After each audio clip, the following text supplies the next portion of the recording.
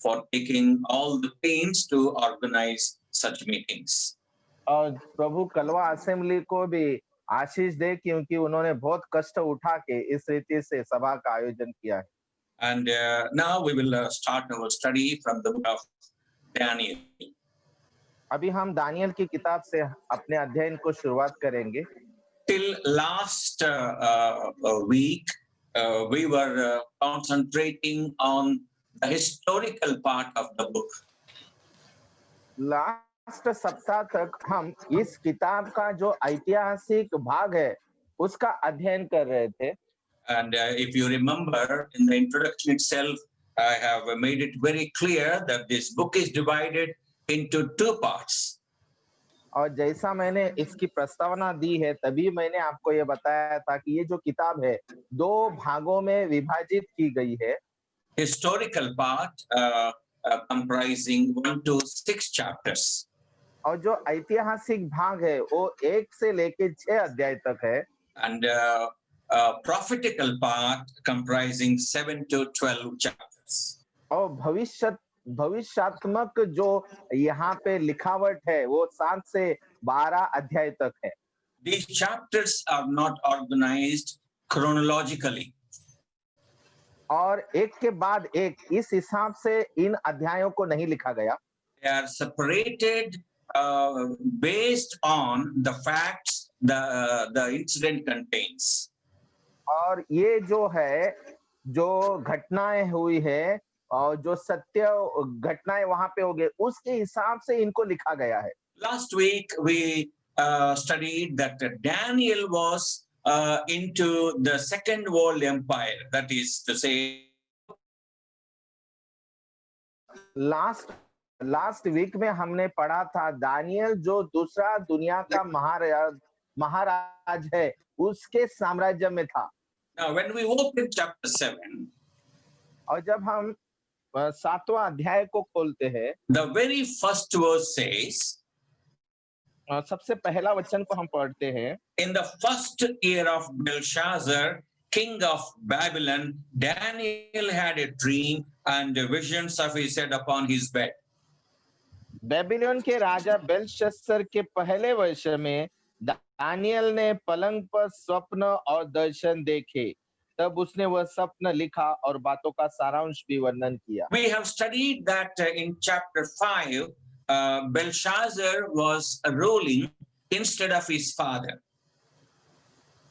5वें अध्याय में हमने ये अध्ययन किया है कि अपने पिता के बदली में बेलशस्सर वहां पे राज कर रहा था। And chapter 5 closes the first world empire. और 5वां अध्याय में ही पहला जो साम्राज्य है दुनिया का, उसका अंत हो जाता The है। 6th chapter has opened the new world empire.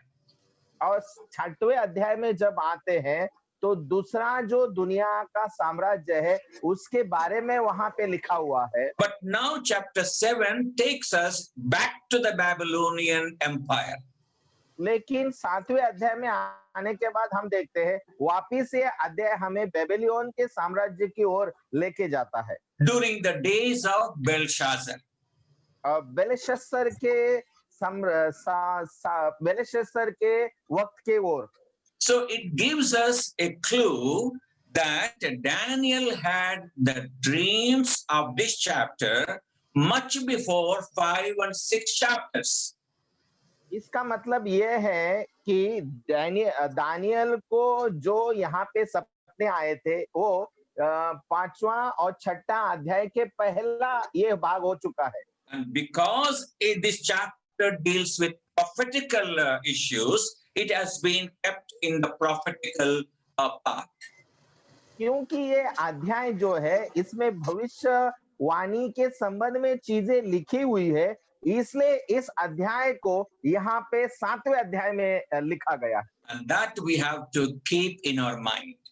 और ये हमें हमारे दिमाग में रखना जरूरी है। We read that Daniel had a dream. और हम ऐसा पढ़ते हैं कि दानियल को सपना आया। And he wrote the matter which he had seen. और जो उसने देखा था उसको उसने लिखा। Remember, in this chapter, he had three visions. और आप इस बात को याद रखिए कि इस अध्याय में दानियल को 3 दर्शन हुए थे। Number one, सबसे पहला दर्शन ये है the vision of the four wild beasts. जो 4 जंगली पशु है उनका दर्शन। Verses 2 to 8. 2 वचन से लेके 8 वचन तक हम देखते हैं। The second vision, और जो दूसरा दर्शन है वो ये है the vision of judgment on these empires. ये जो साम्राज्य है उनके ऊपर जो न्याय आने वाला है उसका दर्शन। Rather, let me put it like this: the vision of judgment on the Gentile kingdoms. या तो मैं ऐसा कहूंगा कि जो दुनिया के जो राजा है उनका न्याय होने वाला है उसका दर्शन दानियल को मिला। Not for Gentile kingdoms. ये जो दुनिया के राजे हैं उनके ऊपर जो न्याय आने वाला है उसके बारे में है। Okay, 9 to 12 verses. उसका 9 से लेके 12 वचन में हम देखते हैं। The third vision, और जो तीसरा दर्शन जो है the vision of the Son of Man receiving the kingdom. और मनुष्य का पुत्र जो इन राजाओं को भरमाता है उसका दर्शन। Okay, this is the picture of this chapter. और ये अध्याय का ये चित्र है। So in this chapter we have the vision of four beasts. इसलिए इस अध्याय में 4 दुष्ट पशुओं का दर्शन है। And there is going to be a judgment on Gentile kingdoms. और बाद में हम देखते हैं कि जो दुनिया के राजे हैं उनका जो न्याय है उसका चित्र है। And the Son of Man, that is the Lord Jesus Christ, would be receiving the kingdom. और फिर प्रभु यीशु मसीह जो ये साम्राज्य को लेगा उसके बारे में दर्शन है। I will try to complete this chapter as far as possible in this evening itself.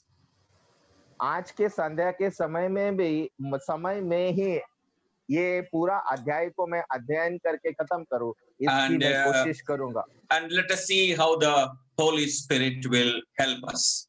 और देखते हैं कि कैसा पवित्र आत्मा हमें मदद करता है। Please pray for me as well as Vinod as we are speaking God's word. कृपया मेरे लिए और विनोद के लिए प्रार्थना कीजिए क्योंकि हम परमेश्वर के वचन के बारे में बात कर रहे हैं। Now, I don't think I should spend much time explaining the vision of four wild beasts. और मुझे ऐसा नहीं लगता कि जो 4 दुष्ट जंगली पशु है उनके दर्शन के बारे में बताने में मैं ज्यादा वक्त बिताऊं। It's because these four wild beasts represent the four metal image of chapter 2.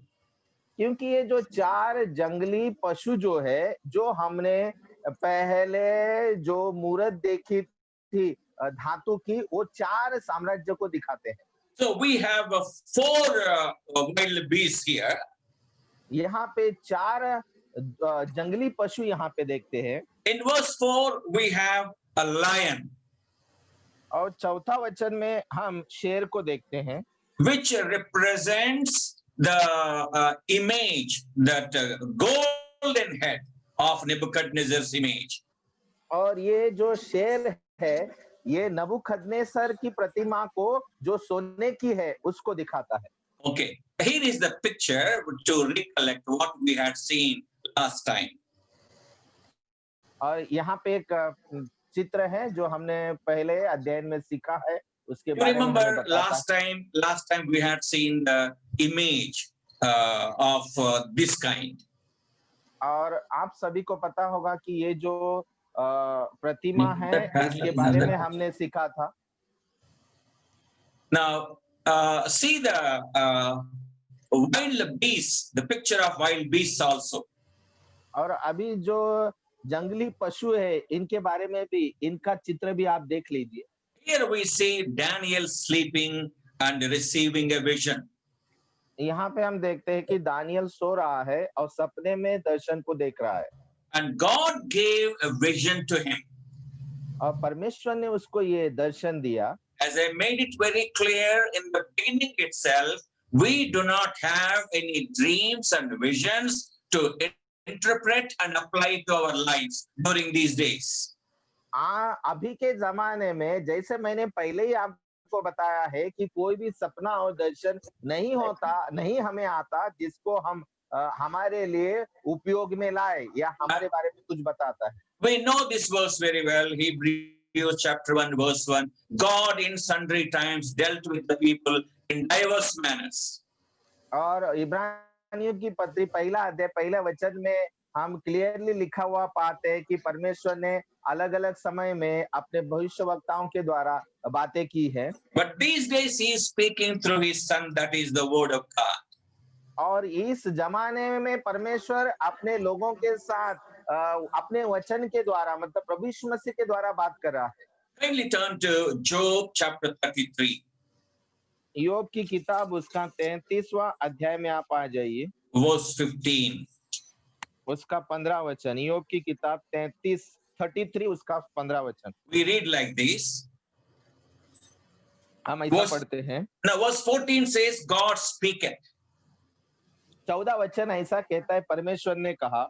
And verse 15, in a dream, in a vision of the night, when deep sleep falleth upon men, in slumberings upon the bed. स्वप्न में या रात को दिए हुए दर्शन में जब मनुष्य घोर निद्रा में पड़े रहते हैं या बिछौनों पर सोते समय। This talks about the sundry times, the golden times. और जो पुराने जमाने की बात यहाँ पे लिखी गई है। When there was no God's word printed. उस समय में परमेश्वर का वचन नहीं था। Now we have God's word printed and presented in our hands. अभी परमेश्वर का वचन प्रिंट करके हमारे हाथ में है जिसे हम पढ़ सकते हैं। So Daniel had a vision. Daniel को एक दर्शन हुआ। In the vision he had seen a lion. The first beast he had seen was a lion. और उसने अपने दर्शन में पहला पशु देखा जो एक शेर के नाई था। Where was he at that time in the vision? और वो उस दर्शन में कहाँ पे था जब उसको दर्शन हुआ? Verse 2 talks about he was somewhere near to Great Sea. और ऐसा एक विचारधारा है कि लाल समुद्र के पास कहीं तो वो होगा। No, Great Sea. Verse 2. Okay. महासागर कुछ नहीं। It's mentioned Great Sea. एक महासागर के पास था। What is Great Sea? ये महासागर क्या है? It is a Mediterranean Sea. ये एक मेडिटेरियन समुद्र है। Whenever you see Great Sea in the scripture, that represents Mediterranean Sea. जब कभी आप प्रभु के वचन में महासागर करके शब्द को पाते हो, उसका मतलब यही है मेडिटेरियन समुद्र। And he saw in the night, and the wind blew from all corners. और उसने रात को देखा और सभी जगह से दिशाओं से हवा बहती हुई उसे दिखाई दी। Usually, if you see a wind blowing, you will understand something is going to happen. जब हवा बहने लगती है तो आपको ये समझ में आता है कि अभी कुछ तो होगा। Even today, when the mighty wind blows, we run into the shelter. और आज भी जब जोर से हवाएं बहने लगती है तो हम किसी आश्रय में जाके छुप जाते हैं। We have scripture portions in various occasions where God made the wind, mighty wind, to blow. और प्रभु के वचन में बहुत जगह पे हम लोग देखते हैं कि परमेश्वर ने हवाओं को बहने के लिए कह दिया या मजबूर किया। What does wind talk about? ये जो हवा है ये किसके बारे में बताती है? Whenever God used wind, it talks about God's power expressed in judgment. जब हवा ये शब्द को इस्तेमाल किया जाता है तो वो इसके बारे में बताता है परमेश्वर का सामर्थ्य जो न्याय में प्रकट हो रहा है। So he used wind several times in the scripture to reveal his power. परमेश्वर ने बहुत समय में हवा को इस्तेमाल किया है ताकि परमेश्वर अपने सामर्थ्य को बता सके। Those who are writing down verses, you write down Genesis 8:1 and Numbers 11:31. उत्पत्ति 8वां अध्याय उसका पहला वचन और गिनती उसका 11 अध्याय उसका 31 वचन आप लिख सकते हैं। In these verses, we see that God using the wind with a purpose. और ये इन वचनों में आप ये देखेंगे कि परमेश्वर किसी हेतु से हवा को इस्तेमाल करता है। About 90 times in the scripture, the word wind is found. वचन में करीबन 90 बार हवा इस शब्द को इस्तेमाल किया गया है। I'm sorry, 120 times. 120 times. मुझे माफ कीजिए 120 बार इसे इस्तेमाल किया गया है। 90 times in the Old Testament, 30 times in the New Testament. 90 समय में पुराने नियम में इस्तेमाल किया है और 30 बार नए नियम में इस्तेमाल किया है। So Daniel was sleeping. यहाँ पे देखते हैं कि दानियल सोया था and he found himself at the और Mediterranean उसने Sea. अपने आप को जो महासागर है महासमुंदर के पास देखा And the wind blew from all the corners. और चारों दिशा से हवा बहने लगी What was the result? और उसका परिणाम क्या हुआ? In verse 4, चौथे वचन में हम पढ़ते the हैं first beast came out of the waters, which looked like a lion. और पहला जंतु सिंह के समान था जो उस पानी में से बाहर आया था, which represents the golden head of that image. और जो प्रतिमा बनाई थी उसका जो सोने का मुकुट था, सोने का सर था, उसी को ये शेर दर्शाता है, सिंह Now दर्शाता है। you can see here very clearly. अभी यहाँ पे आप अच्छे से देख पाओगे, देखिए। And what we find here, something added to this kingdom, mentioned here that the wings were given to that animal. और यहाँ पे हम लोग क्या देखते हैं कि ये साम्राज्य को में कुछ तो दिया गया है और वो क्या है, ये इसको शेर को पंख दिए गए थे। Verse 4 says, the first was like a lion and had eagle's wings.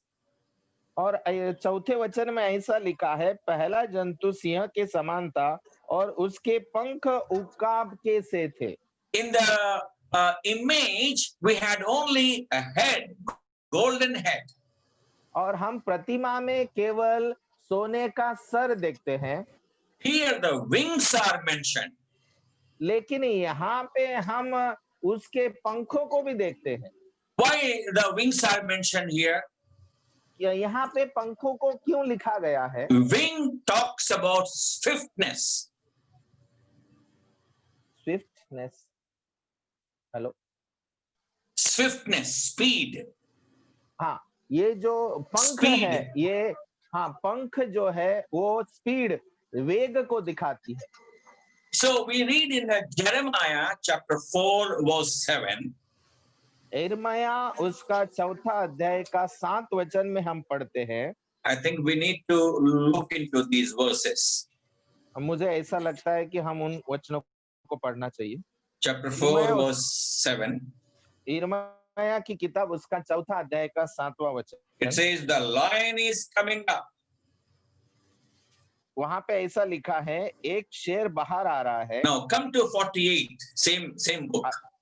और चौथा अध्याय उसका 48 वचन। No, same book, chapter 48. Sorry, यिर्मयाह उसका 48 अध्याय में हम आएंगे, verse 40.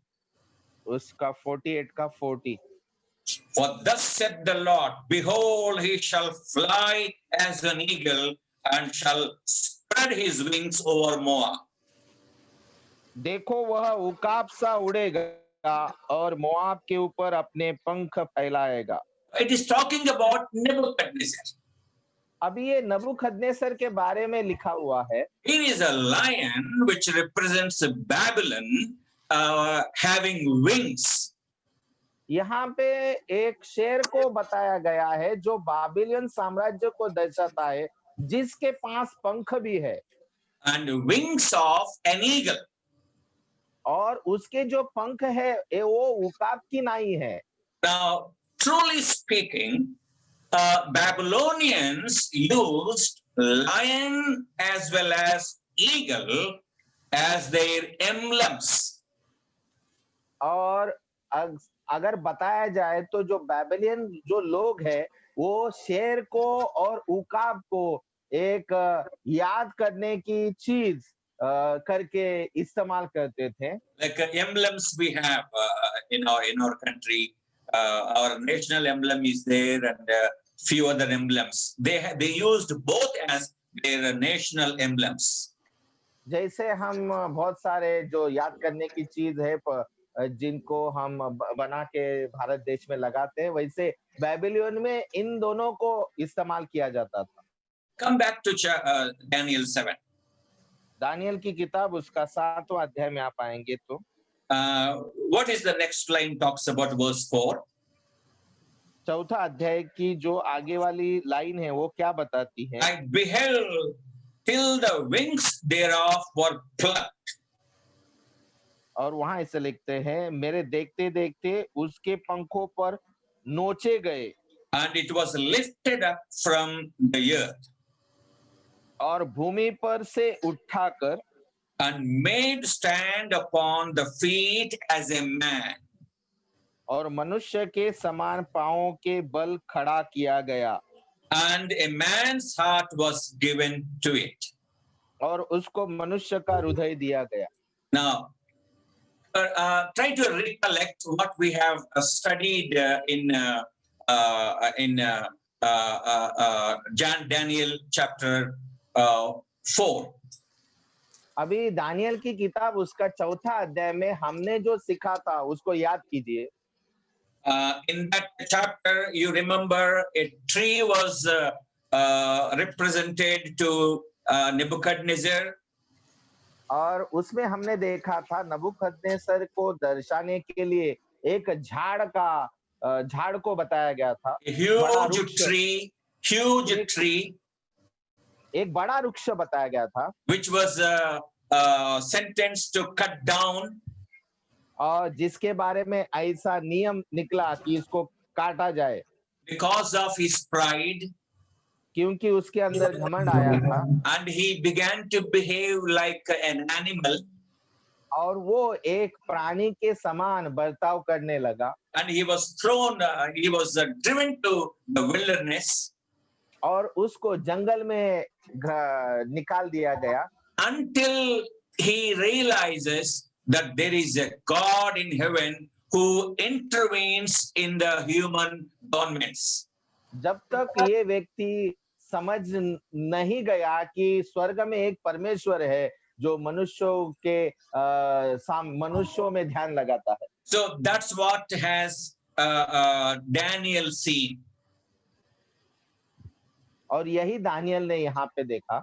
So when Daniel was in the days of Belshazzar, Daniel जब बेलशस्सर के साम्राज्य के समय में था, verse 4 would have been a history for him. तो चौथा अध्याय उसके लिए एक इतिहास होना चाहिए था। Verse 4. हाँ, वो चौथा जो वचन है 7वां अध्याय का, उसके लिए एक इतिहास होना चाहिए था। Because he was in Belshazzar's time. क्योंकि वो बेलशस्सर के समय में था। It all happened what is mentioned in verse 4 with Nebuchadnezzar. चौथे वचन में जो लिखा है ये सब नबूखदनेस्सर को हो चुका था चौथे अध्याय के समय। So, according to verse 4, for Daniel, it was a history. और चौथा वचन के अनुसार दानियल के लिए ये जो चीजें है ये एक इतिहास का भाग है। So there should be no confusion in understanding verse 4. और इसलिए चौथा वचन को समझने में कोई कंफ्यूजन होना नहीं चाहिए। Now we come to the second beast. अभी हम जो दूसरा पशु है उसकी ओर मुड़ेंगे। It is mentioned in verse 5. और पांचवे वचन में वो लिखा गया है। What do we read there? और वहां पे हम क्या पढ़ते हैं? The second beast was like a bear. और जो दूसरा जो पशु था वो एक बेर Bear. Bhalu. रीछ हाँ भालू के समान था। रीछ के So समान। yeah, you can see this here, that bear, और वो भालू आप यहाँ पे देख सकते हैं। and it raised up itself on one side. और एक जगह पे वो खड़ा हुआ। What talks about it?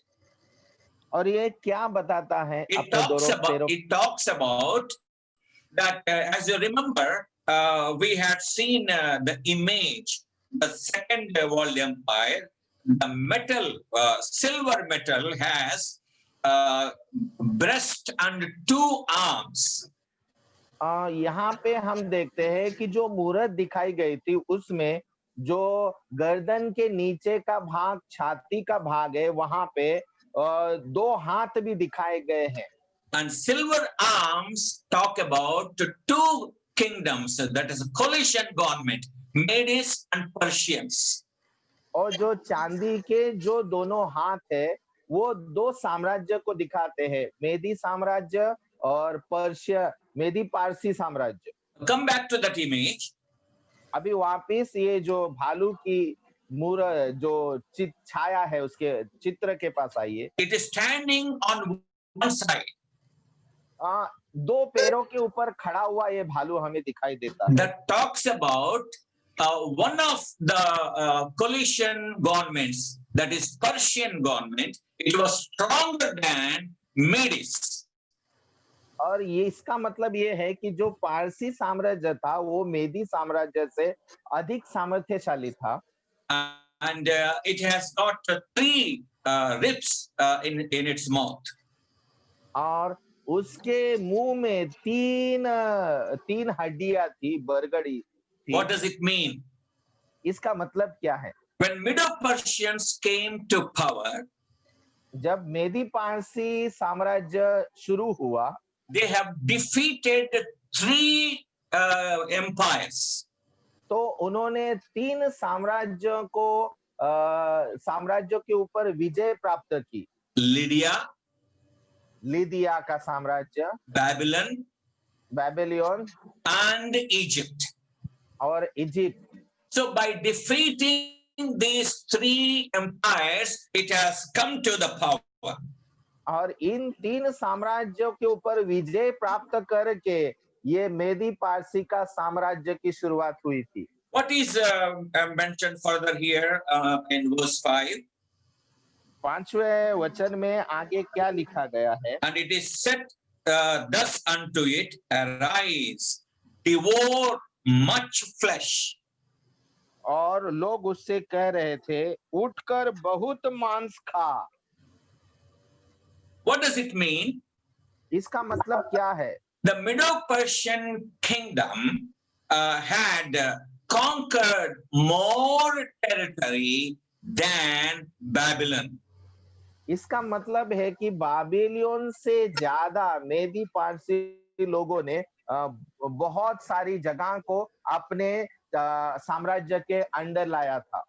In the Babylonian Empire, Babylon के साम्राज्य में there were 120 provinces. 120 प्रांत थे वहां पे। Daniel chapter 6 verse 1. दानियल की किताब उसका 6वां अध्याय पहले वचन में लिखा है। But when we come to Medo-Persian Empire, लेकिन मेदी पारसी साम्राज्य के समय में जब हम आते हैं it has increased its territory. तो उनका जो साम्राज्य है, जगह है, वो बढ़ गई थी। Come to book of Esther, Esther की किताब में आइए आप, chapter 1, उसका पहला अध्याय में आइए, verse 1. पहला अध्याय पहला वचन। Uh, एस्तेर पहला we अध्याय are we पहला are into Medo-Persian kingdom. Here, the और- book Esther और अब- took place. The incident of Esther took place under Medo-Persian kingdom. Esther की जो घटना है वो मेदी पारसी साम्राज्य के समय हुई थी, तो उसके बारे में हम देखते हैं। Now it came to pass in the days of Ahasuerus. This is Ahasuerus, which reigned from India even unto Ethiopia over 127 provinces. शयर्ष नामक राजा के दिनों में ये बातें हुई। यह वही शयर्ष है जो 127 प्रांतों पर अर्थात हिंदुस्तान से लेकर कुछ देश तक राज्य करता था। Now in Babylonian kingdom there were 120. Babylon की साम्राज्य में 100 प्रांत थे। So Medo-Persians have increased their territory and had 127 provinces. और मेदी पारसी लोगों ने अपने साम्राज्य को बढ़ाया और वो 127 प्रांत बन गए। They have extended their territory even unto India. और उन्होंने अपने साम्राज्य को भारत तक बढ़ा दिया। So our country once upon a time was ruled by the Medo-Persian Empire, the Second World Empire, which is mentioned in the scriptures. और एक समय भारत देश के ऊपर जो दुनिया का दूसरा साम्राज्य है, मेदी पारसी का साम्राज्य, उन्होंने भारत के ऊपर राज्य किया था। Okay. Now we come to the third beast. अभी हम तीसरा जो पशु है उसकी ओर आते हैं। Verse 6. 6वें वचन में This लिखा है, is the abdomen, the lower part of the metal image of chapter 2. और छाती के नीचे का जो पेट का जो भाग है, जो मूरत में हमें दिखाई देता है, उसके बारे में ये तीसरा पशु बताता है। This is made of brass. और ये ब्रास का बना हुआ है। Here, this beast is like a leopard, verse 6. और 6वें अध्याय में हम पढ़ते हैं कि ये एक लेपर्ड के समान, चीते के समान है। And it has got 4 wings. और इसको 4 पंख है। And it has got 4 heads. और इसको 4 सर भी है। And dominion was given to it. और उसको अधिकार दिया गया। We know that it talks about Alexander the Great, Grecian Empire. और ग्रीस का जो अलेक्जेंडर है उसके बारे में ये लिखावट है, ये हमें पता है। Alexander was just 20 years old when he began to conquer.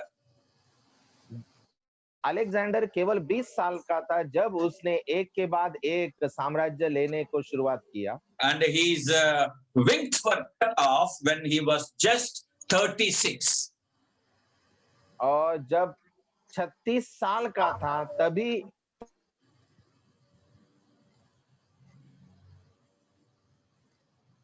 He died. Hello, pardon Yeah. Brother. At 36, he died of poisoning. और जब वो 36 साल का था तभी जहर के वजह से वो मर गया। And after his death, as 4 wings are there, his kingdom was divided into 4.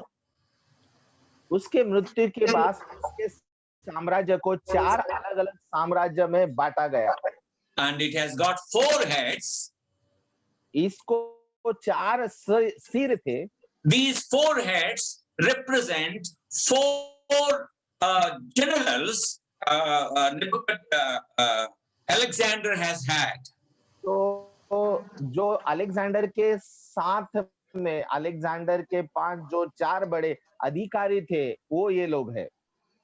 This kingdom was divided into 4 small kingdoms. और ये जो बड़ा Thrace, साम्राज्य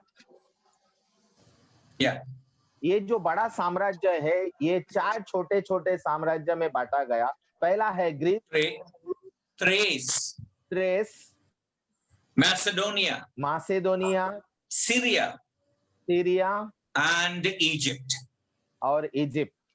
And those 4 generals were और वो जो 4 जनरल थे उसके, Cassander, एक कैसेंडर, Lysimachus, थाइसिनेकस, Seleucus, सेल्यूकस, Ptolemy.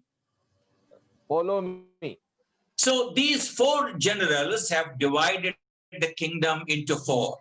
और ये जो 4 जनरल थे इन्होंने उस साम्राज्य को 4 साम्राज्य में बांट दिया।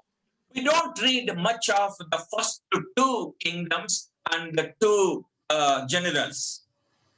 हम लोग पहले 2 जो जनरल और साम्राज्य के बारे में ज्यादा नहीं पढ़ते, But we will read in the future, that is in chapter 11, about Seleucus and Ptolemy. लेकिन आगे 11वें अध्याय में जाने के बाद सेल्यूकस और पोलोमी के बारे में हम वहां पढ़ने वाले हैं। They both represent Syria and Egypt. और ये दोनों भी सीरिया और इजिप्ट को दर्शाते हैं। There will be series of wars between these 2 countries.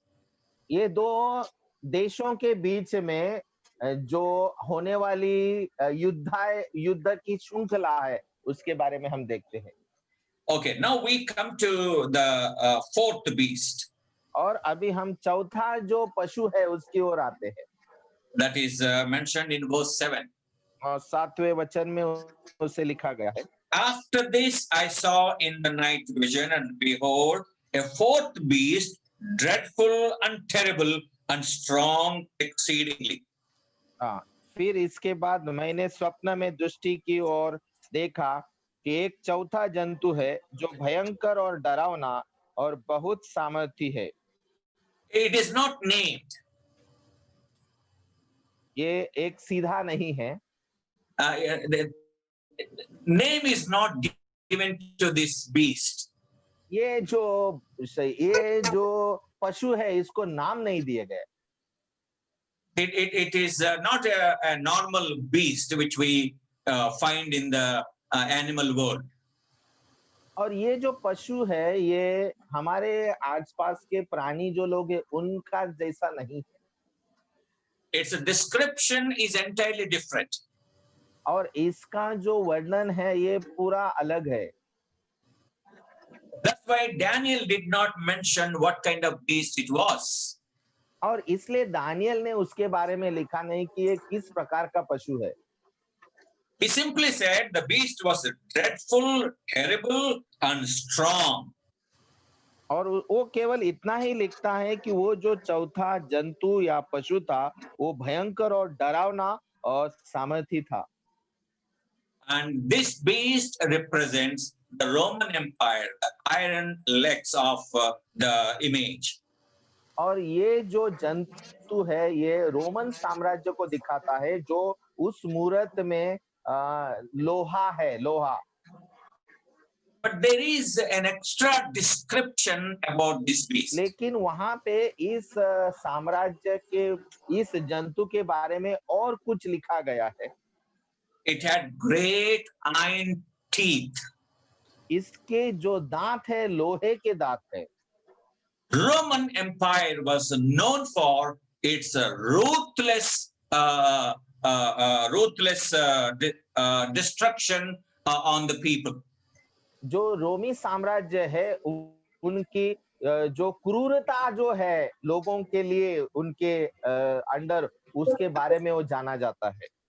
Though Roman Empire conquered many nations, but it had no interest in developing those countries.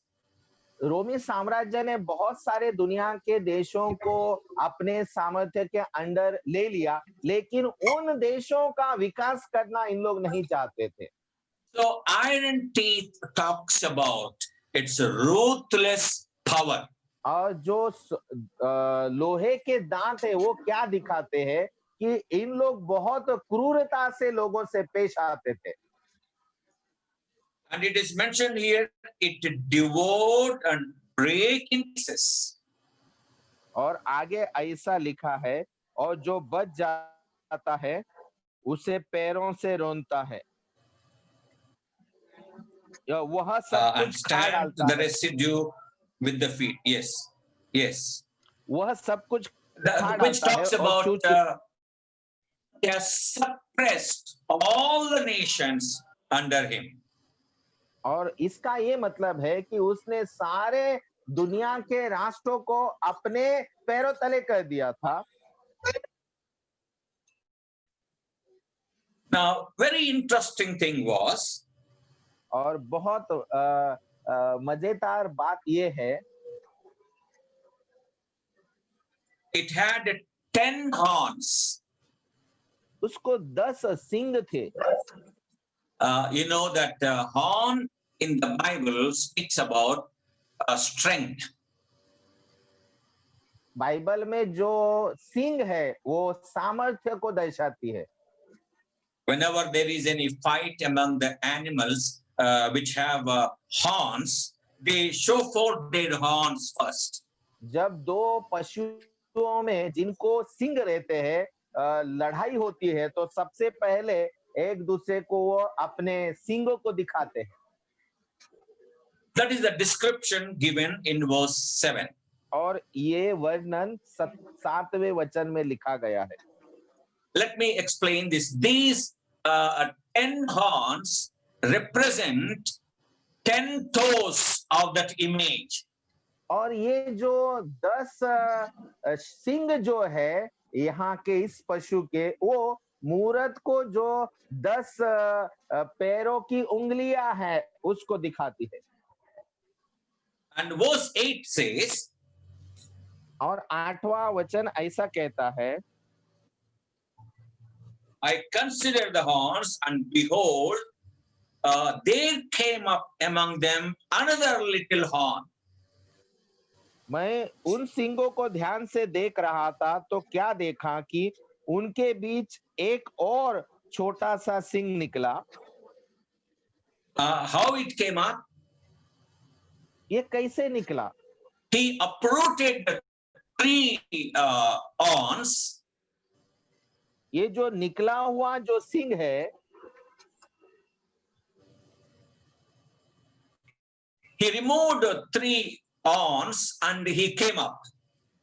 उसने जो 3 पहले के जो सिंग है उसको उखाड़ फेंका और उसमें से वो निकला। And what terrified or surprised Daniel was, और a mouth is given to Daniel को सबसे बड़ी जो अचरज में डालने वाली बात ये लगी कि इसको एक मुंह भी दिया गया था। and speaking of great things. और ये बड़ी-बड़ी बातें करता है। And you can imagine here a horn is given there, specially designed this side, and with a mouth and 2 eyes. और वहां पे देखिए कि एक सिंग निकला है जिसको मुंह भी है और आंखें भी है। Okay, now let's come back to the second beast onwards. और वापिस जो दूसरा पशु है उसके आगे हम निकलेंगे। As I mentioned to you, by the time Daniel had this dream, the first beast, the first empire was a history for him. जब दानियल को ये सपना आया था तब जो पहला साम्राज्य था वो दानियल के लिए एक इतिहास हो चुका था। Second beast, third beast, and fourth beast would be future for Daniel.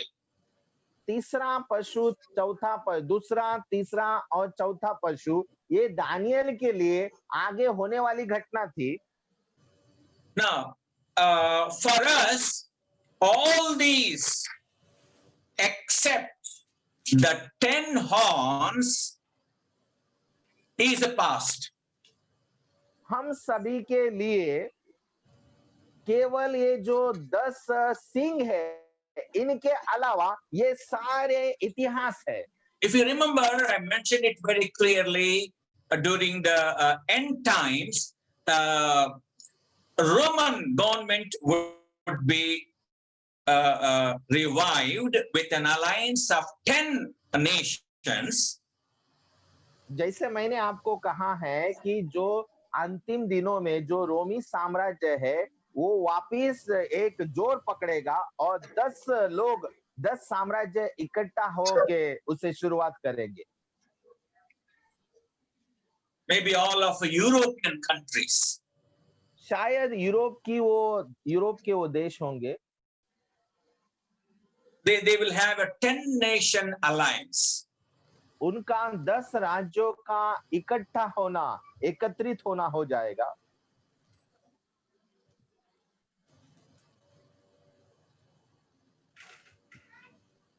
Hello. Yeah, out of those 10 horns, a little horn had sprung up. और वो जो 10 सिंगों को हमने देखा, उसमें से एक छोटा सिंह उभर के आया। This is future for us. और ये अभी भी हमारे लिए भविष्य में होने वाली घटना है। This horn talks about Antichrist. और ये जो सिंह है, जो आने वाला मसीह विरोधी, उसके बारे में लिखा गया है। When the Roman Empire would be revived along with the 10-nation alliance, out of that empire, Antichrist would be जो रोमी introduced. साम्राज्य आने वाले 10 देशों के साथ में एक पुनर्जीवित होगा, तो उसमें से ये एक जो आने वाला मसीह विरोधी है, वो है। We read about man of sin in Thessalonians, 2 Thessalonians. दूसरा थेसलोनियों में हम पाप का पुरुष के बारे में हम लिखा हुआ पाते हैं। दूसरी थेसलोनियों chapter 2 दूसरी थेसलोनी उसका दूसरा अध्याय and 3 and 4 verses. दूसरी थेसलोनी दूसरा अध्याय 3 और 4 वचन हम पढ़ते हैं। And we read about man of sin will be revealed, the son of perdition. और हम वहां पे पढ़ते हैं कि विनाश का पुत्र प्रकट होगा, जो पाप का पुरुष है। And in book of Revelation chapter 13 introduces Antichrist.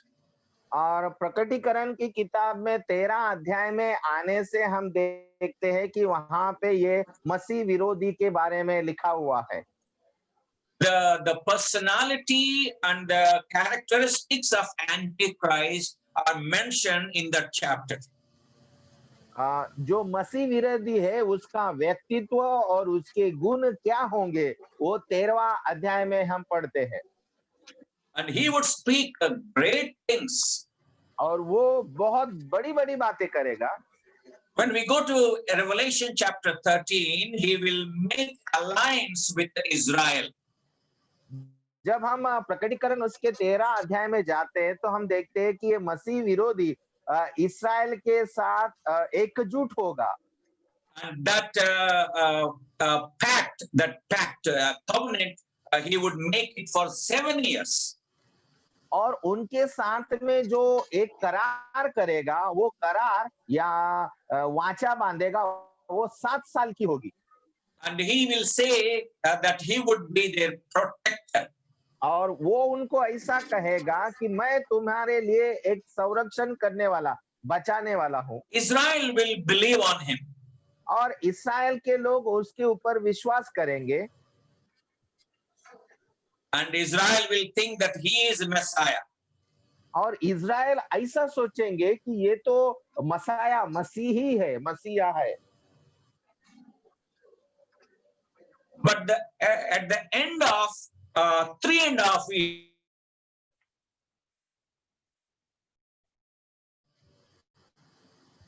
Pardon brother, range problem. at the end of 3.5 years, he will break the covenant and will become enemy to Israel. लेकिन 3.5 साल के बाद ये जो वाचा या करार उसने इस्राएल के साथ किया था उसको वो तोड़ देगा और इस्राएल विरोधी हो जाएगा।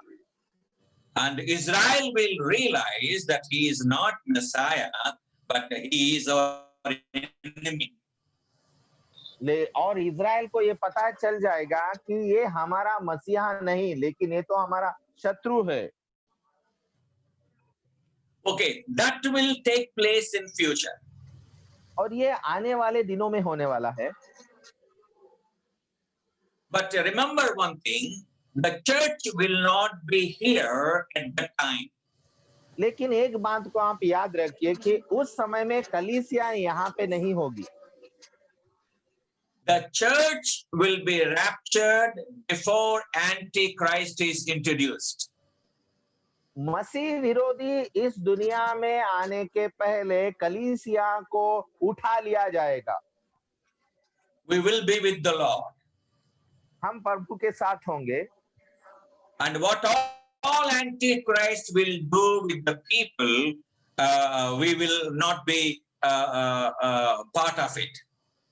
और जो मसीह विरोधी दुनिया के लोगों के साथ जो कुछ करने वाला है उसका हम कोई हिस्सा नहीं होंगे। These days, there are many who are talking about 666. और हम इन दिनों में बहुत जगह पे लोग बोलते हुए देखते हैं 666 666 That is the mark of Antichrist. और ये उस मसीह विरोधी का एक चिन्ह है। Which surprises me is believers by posting those articles or those pictures in the WhatsApp group and say to us, be careful. और जो विश्वासी लोग व्हाट्सएप के ऊपर बहुत सारे मैसेजेस उसके बारे में लिख के ऐसा कहते हैं कि इससे आप सावधान रहो। Why should we be careful about Antichrist number? Anti Christ का जो 666 नंबर है उसके लिए हमें सावधान रहने की क्या जरूरत है? We have nothing to do with that. हमें उससे कुछ लेन देन नहीं है। That number would be introduced after the rapture. ये जो नंबर दुनिया में आएगा कलीसिया ऊपर लेने के बाद में ही आएगा। Never try to study. If you want to know all about it, you can study, but you need not to be alarmed about it. आपको इस नंबर के बारे में अगर पढ़ना है तो आप पढ़ सकते हैं लेकिन इस नंबर से आप डरने की कोई जरूरत नहीं है। We will be with the Lord. हम प्रभु के साथ में होंगे। We are waiting for our Lord to come, not for Antichrist. हम हमारे प्रभु के आने की बाट जो रहे हैं, मसीह विरोधी आने की बाट नहीं जो रहे। I thought I'll be able to complete this chapter, but I'm sorry, it is simply not possible. मुझे ऐसा लगा कि आज मैं इस अध्याय को खत्म करूंगा, लेकिन ये संभव नहीं है आज। We could deal with only with one vision of Daniel. Daniel का एक ही जो सपना था, दर्शन था, उसके बारे में आज देख सके। Two more visions are there in this chapter. और इसी अध्याय में 2 और दर्शन हैं। Lord willing, we will discuss on those 2 visions next week. और प्रभु की इच्छा में ये जो दर्शन है उसको आने वाले सप्ताह में हम देखेंगे। God bless you all. प्रभु आप सभी को आशीष दे।